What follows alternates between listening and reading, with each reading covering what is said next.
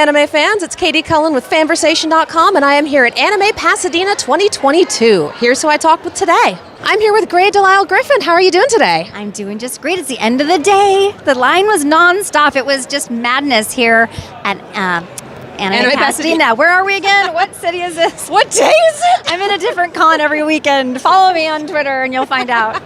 Or Instagram. Well, I was going to ask if you've had a good con, but I think that answer's yes. I just took a short lunch break because I didn't want people waiting I was supposed to be a 2-hour break, but I was like, Azula's evil, but not that evil.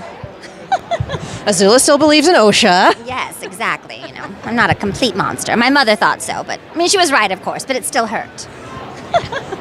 So I actually want to talk to you a little bit about your personal projects first. You are releasing songs, you said every 2 weeks on your YouTube. Tell me a little bit about that. I during the pandemic, I had always been a songwriter as a child, and I put out like 5 records before, back in, before I had kids. And then when I had kids, and that kind of took over my life for a while, but when I was stuck at home, just songs kept coming to me every day. I was writing new songs. My brother moved in with me, and he plays guitar, so we were just doing like quarantine concerts and stuff, and then and it just never stopped. So now I've been putting out a new song every 2 weeks.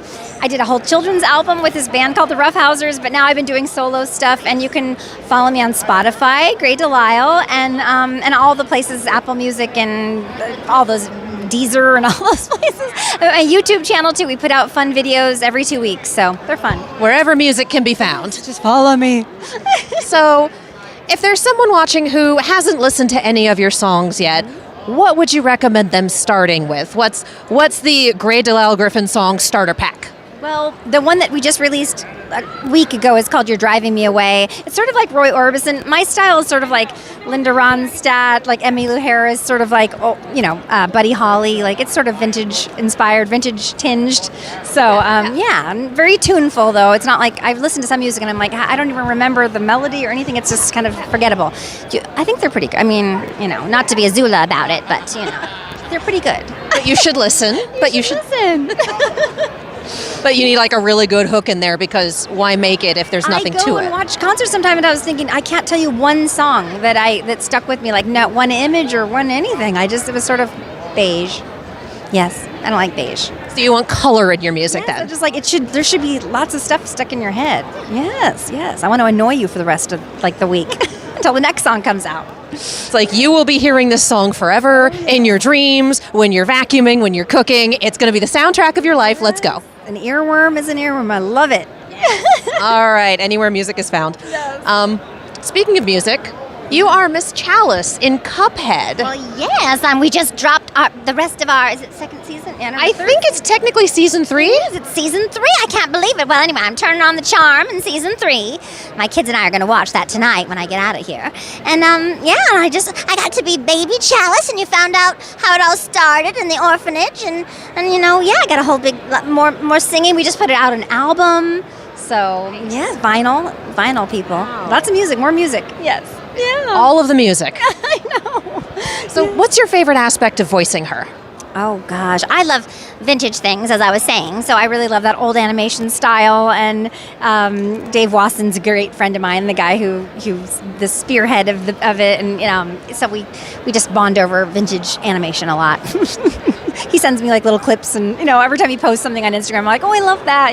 He loves burlesque and stuff like that I love. Yeah. So just send me more of that, because it's amazing, and we'll talk. Yes, I just want to see pretty things and pretty colors, and yes, classy. Yeah. So what was your inspiration for Miss Chalice's voice? Like, what did you bring to that? Well, I watched a lot of old movies when I was growing up, so a little bit of Rosalind Russell, but I just made her like shrunken down a little bit. So yeah, and a little bit of Judy Garland probably in there somewhere too. Right. Yeah. So this, if I'm understanding correctly, this is the last few Cuphead episodes that were made, correct? Mm-hmm. Yes, we have not made any more. I don't know if we're going to make more. I think it might be one story, but there will be the vinyl album that you can play over and over again, and you can just restream all the episodes. And there's the Miss Chalice DLC for the game. So I'm trying to get a little. I was going to say, where would you like to take her character if you had the opportunity? What would you like to see her do next? Maybe she could maybe she could redeem herself and learn that you don't have to always be on the grift, and you can trust people and friends. And I think she kind of gets there with Mugman and Cuphead too. I mean, she starts to trust them, so a little bit redemption. They're kind of on her level in terms of mischief. Not quite, but there's a Venn diagram overlap. I know. I just showed them how much more fun they could have. But they're not as cute. No, definitely not. They don't get the things that I get, just with a wink and a smile. Well, it's hard to be that cute, let's be real. She's so cute. I love her with her little straw and her little shoes. Oh, so cute. Yes. To completely change tacks, we're going the opposite of cute.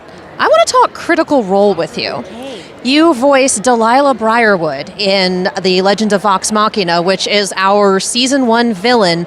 Are you a critter? Did you know her story going in?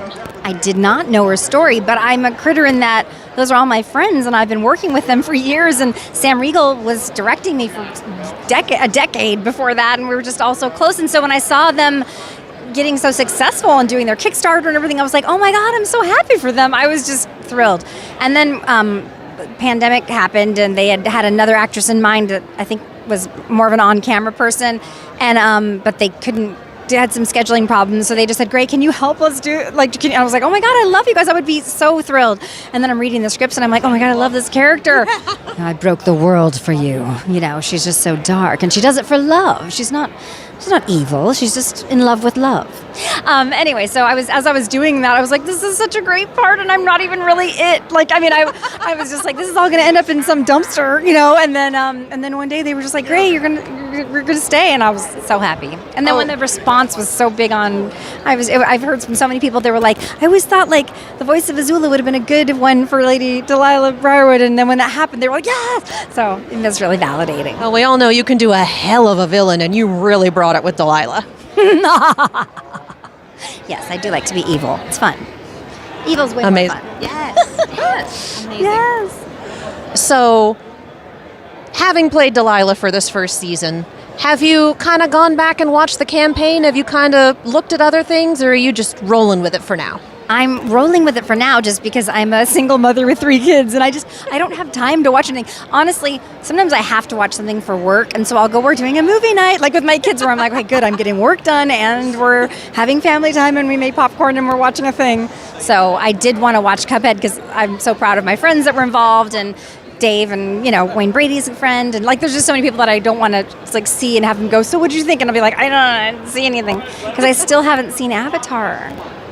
Yeah, I don't have time to watch TV. I don't really let my kids watch that much TV either, so they're busy doing other stuff too, music and art, and they'll make cartoons. They'll make the cartoons later.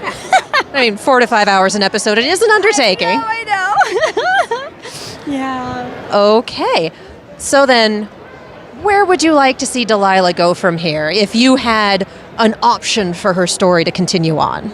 What would you like to see happen next for her? Maybe I'm angry at the Dark Lord for betraying me and I get revenge. That would be good. I'm here for that. Let's go. I can't wait. I tell the critters I want to come back, right? Nobody say anything. I know, critters, you've watched this campaign, so have I. Nobody say anything. Oh, no, you're going to ruin it for me? No. Am I still in the dark? Okay. As far as I can tell, you're still in the dark. Okay, good. Okay. Everyone be good. I like to be like the Oprah. Oprah never watched the thing before she always watched it with the people, which is watching the clip with them. But I was really like, I think Oprah, you just didn't do your research. But anyway, you're acting like you're doing it on purpose, but that's the Oprah shade. That's no, I love her though. I was raised on Oprah. Love her. Yes. So, is there anything that you haven't done with your career yet that you'd like to do? What's the pie in the sky for you? Oh, gosh. Well, I would love to. I got nominated for my very first Emmy in 27 years. I'm up against 4 guys that are gigantic, Frank Welker, Mark Hamill, Tom Kenny, and Eric Bauza, pretty much Scooby-Doo, Luke Skywalker, Bugs Bunny, and SpongeBob. You say that like you're not gigantic. Come on. But I just wish there was an actress category. There's only Anyway, but I'm gonna kick their asses. That's my pie in the sky, is to kick those boys' asses on December 11th, and I'm looking forward to it. I believe in you. Is there anything you'd like to say to your fans? Thank you guys so much for everything and all the love that I get at these cons. It means so much to me, and I'm just so touched that something that I did touched your lives. So thank you so much. And follow me on Spotify and YouTube. It really makes a difference. I know it seems like a little thing, but it's like it helps musicians so much because the music industry is crap. Thank you. All right, thank you so much for talking with me. Sweetheart, thank you. Oh my goodness. Awesome.